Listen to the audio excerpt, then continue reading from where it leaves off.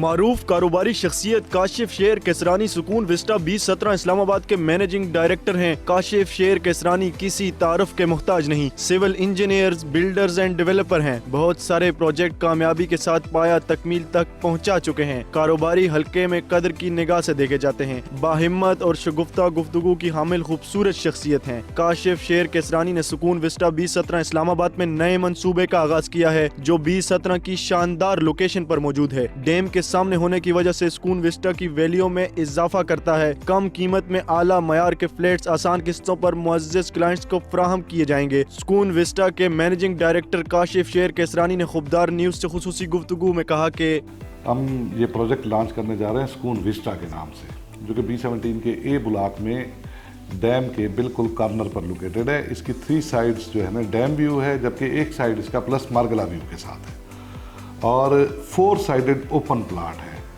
जिसे आप कह सकते हैं कि इस्लामाबाद की एक प्राइम तरीन लोकेशन पर लोकेटेड है, जो कि आइडियली लोकेटेड है किसी भी फ्लैट्स या किसी भी इस तरह की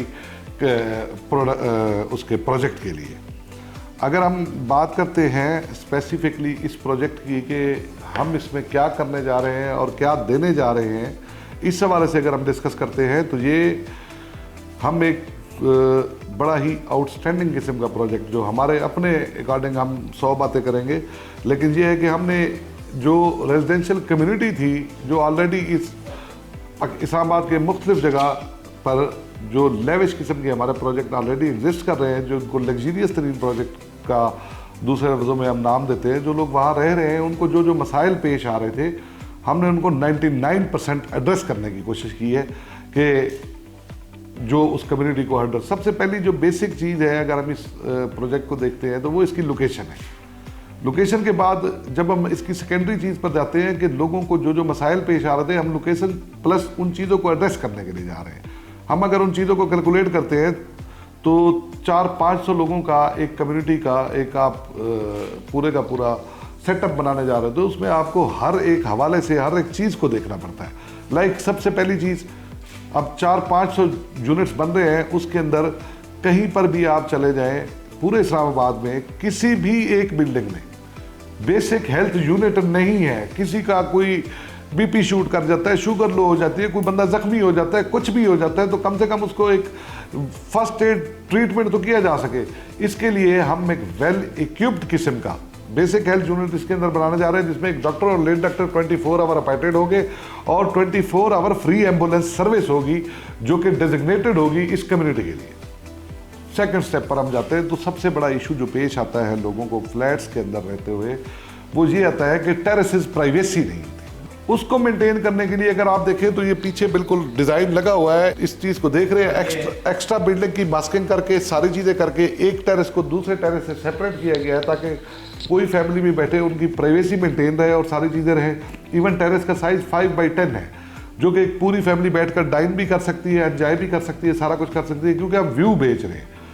कोई भी बिल्डिंग उठाकर देख ले, 4 साइडेड ओपन नहीं है हमारे पास, 4 साइडेड ओपन। इवन कम से कम 300 से 400 गाड़ियों की बाहर एक्स्ट्रा पार्किंग अवेलेबल है और 2 बेसमेंट पार्किंग के साथ हम ये करने जा रहे हैं। सेकेंडली अगर हम आते हैं बेसिक हेल्थ यूनिट और इस प्राइवेसी के बाद जो और मसला लोगों को पेश आता है वो ये है सर, स्कूल सर्विसेज के लिए जो हमें इंडिकेट किया गया।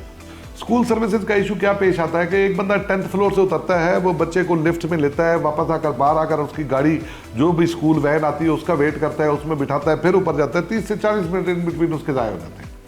हमने इस चीज़ को कवर करने के लिए अपनी स्कूल वैन देने जा रहे हैं। हमारा अटेंडेंट आके डोर से आपके बच्चे को लेगा, वापस आकर डोर पर छोड़ेगा। नो डाउट उस चीज़ के चार्जेस होंगे, लेकिन आप किसी और स्कूल वैन वाले को पे कर रहे हैं, ये उसके साथ हम आपको ये अटेंडेंट की लग्जरी साथ अवेल करा रहे हैं, ताकि आपकी वो जो 20, 30, 40 मिनट जो आपकी टाइमिंग या जो डिस्टर्बेंस वो है, वो उसका सोल्यूशन यही है।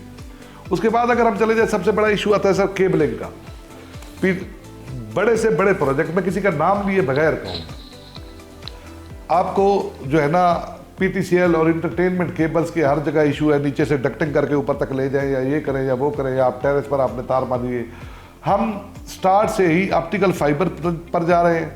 आपने PTCL कनेक्शन यूटिलाइज करना है या आपने इंटरटेनमेंट केबल यूटिलाइज करनी है, खाली आपको केबल अपने फ्लैट के अंदर प्लग इन करने की ज़रूरत है, उसके बाद सारी चीज़ें ऑटोमेटिकली वो ऑपरेशनल हो जाएंगी। हमने अपने क्लाइंट्स को ओपन ऑफर दिए, क्योंकि बेसिक फ्रेम स्ट्रक्चर होता है। फ्रेम स्ट्रक्चर में जो चीज़ होती है, जो सबसे बेसिक चीज़ है, वो स्टील है और कंक्रीट है। साथ 2 यूनिवर्सिटीज़ है, हमने कहा कहीं से टेस्ट करा लें। और इसके अलावा हमारी जो अपनी सोसाइटी है, MPCHS हो, भले ZM हो, भले ये जितना भी यहाँ काम हो रहा है, तो सोसाइटी की तरफ से एक ख़ास किस्म का चेक होता है हर बिल्डर के ऊपर। कोई एवे उठकर कोई चीज़ आप नहीं बना सकते, CDA की तरफ से चेक होता है। तो उन सारी चीज़ों को, उन सारे कंस्ट्रक्शन नॉर्म्स को फॉलो किया जाएगा, क्योंकि बेसिकली मैं सिविल इंजीनियर हूँ और उम्र सारी मेरी इसी काम में गुजरी है।